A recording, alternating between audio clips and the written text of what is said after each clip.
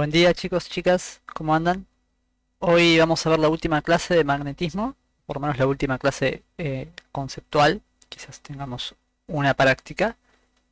Y bueno, el tema de hoy son generadores y transformadores, que son dos dispositivos que hacen uso de conceptos de electromagnetismo, de magnetismo en particular. Y son muy utilizados en un montón de cosas, casi cualquier elemento electrónico tiene transformadores.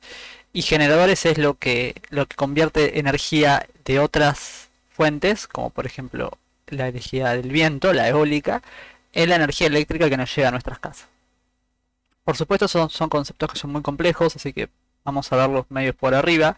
La idea siempre es que les quede una idea de más o menos cómo funcionan estas cosas. Habíamos visto en la clase pasada el concepto del motor eléctrico, acá simplemente lo repito.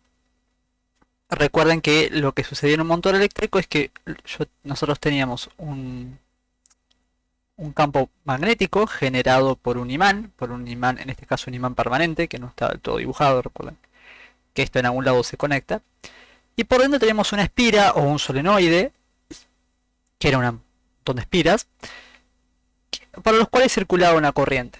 Ya hemos visto que la circulación de una corriente adentro de un campo magnético generaba una fuerza en los conductores, que la fuerza dependía de la dirección de la corriente y uno podía hacerlo con la mano derecha. En este caso, como la fuerza está saliendo, la corriente está saliendo, está yendo, si quieren, desde adentro del monitor hacia afuera, la fuerza es para arriba. En este lado la corriente va al revés, así que la fuerza es para abajo, y esto genera una fuerza de rotación en esta espira, en este conductor, que es lo que después podemos usar, por ejemplo, para mover una rueda. Y así es como funciona un motor. Bueno, un generador no es muy distinto, de hecho es lo mismo, es un motor eléctrico, pero al revés. Lo que tengo en lugar de una corriente que genera un movimiento, es un movimiento que genera una corriente.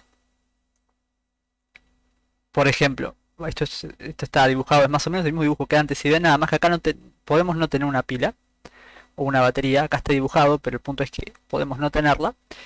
Y hacer mover esta espira, por ejemplo, en esta dirección, hacemos mover para abajo a la derecha y para arriba a la izquierda, así que esto va como las agujas de reloj, genera una corriente opuesta, fíjense que va para el otro lado, en el circuito eléctrico. Y eso es esencialmente el principio básico de funcionamiento, es una especie de simetría. Si la corriente puede generar un movimiento con un motor eléctrico, el movimiento puede generar una corriente, y eso llamamos un generador. Esto basta para entender el concepto fundamental. Podemos entrar en un poco más de detalles, y para eso tenemos que ver dos leyes, dos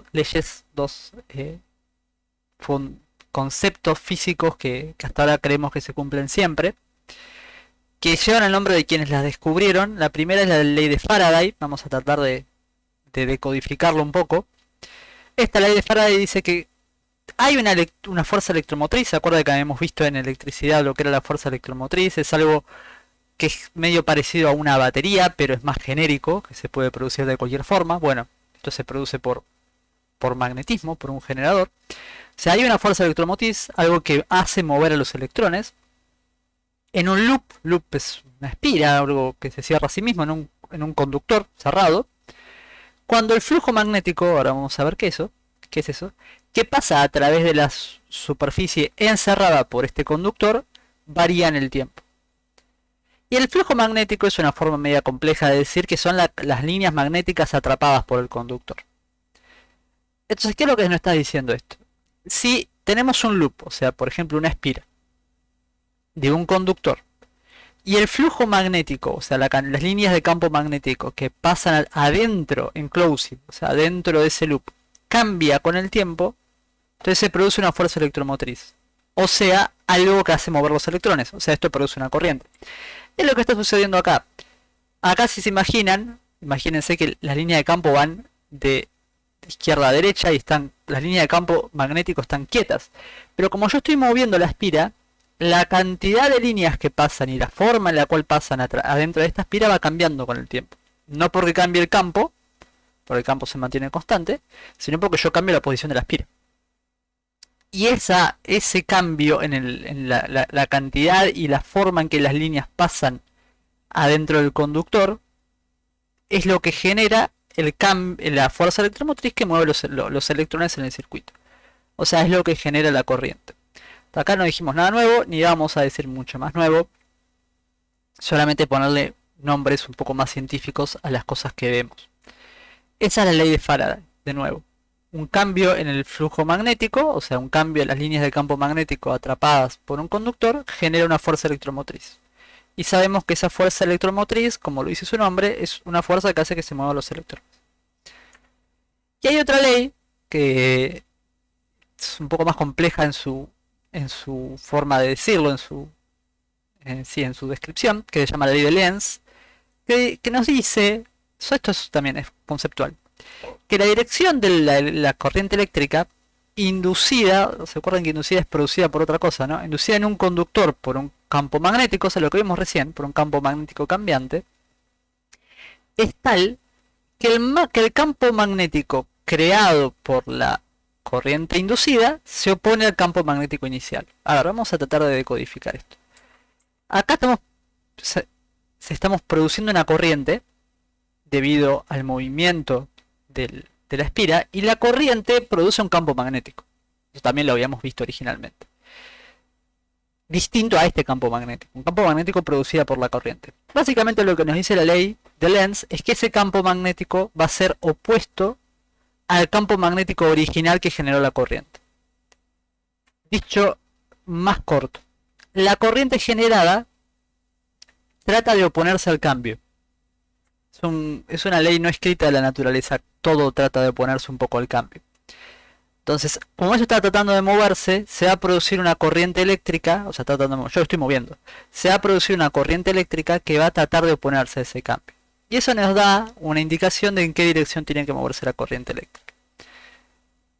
Sepan que existe la ley, sepan que esa ley es la que nos permite determinar cuál es la dirección de la corriente eléctrica que se produce en un generador. Sepan que en general lo que nos dice es que esa corriente es tal que se va a oponer al cambio, o sea, el movimiento que estoy haciendo en el generador. Con eso alcanza. Por supuesto vamos a verlo un poco más de detalle cuando veamos los ejercicios. Bueno, nada, lo había puesto acá para no ir y volver tanto, pero al final lo hice. Entonces ahora tenemos una idea un poco más completa de cómo funciona un generador. En principio es un motor opuesto, o sea, un motor que funciona a dirección opuesta, y se basa en la ley de Faraday y en la ley de Lenz para explicar físicamente por qué eso produce una corriente y en qué dirección se produce esa corriente. Y lo último que vamos a ver es el concepto de transformador. Fíjense, acá hay un dibujo esquemático de un transformador, seguramente han visto alguno. La idea es que yo tengo básicamente dos electroimanes opuestos. Uno que llamamos primario, que bien, acá hay un circuito y acá hay otro circuito, obviamente. Uno primario y uno secundario. No importa cuál llamemos a primario y secundario. Simplemente si sepamos cuál es cuál. ¿Y qué es lo que sucede?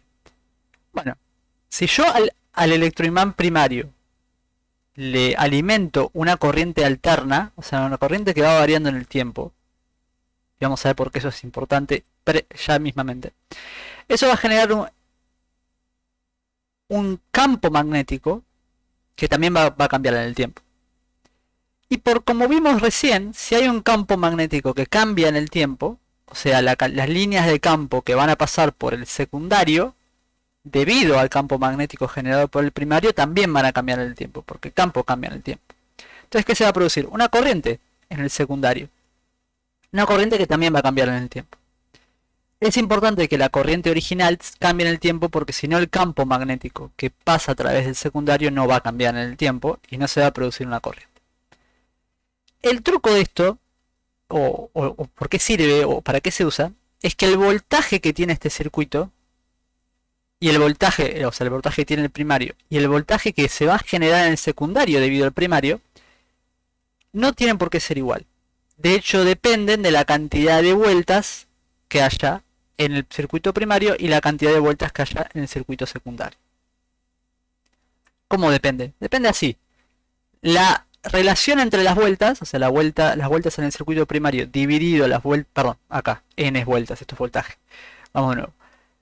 Las vueltas en el circuito primario, que se le da la letra n, dividido la cantidad de vueltas en el circuito secundario, o sea, la relación entre ellas dos, es igual al voltaje que va a haber en el circuito primario dividido el voltaje que hay en el circuito secundario. Esta es una forma rápida y fácil de memorizarla, pero acá uno puede despejar lo que quiera. Por ejemplo, si yo quisiera saber cuál es el voltaje en el circuito secundario, sabiendo cuál es el voltaje de entrada y la diferencia o la relación entre las vueltas. Y por ejemplo, algo muy común, yo podría querer construir un transformador que acá a la derecha en el secundario me devuelva 12 volts para alimentar, no sé, un auto, una batería, algo que necesite 12 volts, a partir de los 220 volts que entran de la pared, del enchufe de la pared. Entonces yo necesito que N2 sobre N1, si B1 es 220, necesito que sea 12 sobre 220. Podría ser 12 sobre 220, 24 sobre 440, bueno, cualquier relación que dividido dé igual esta fracción, o incluso menos.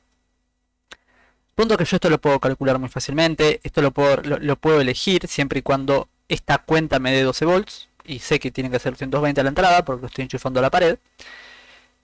Y esto es súper útil y tiene muchos usos, y es bastante simple de entender, por lo menos de hacer la cuenta. Quizás entender la física de esto se puede hacer muy muy compleja.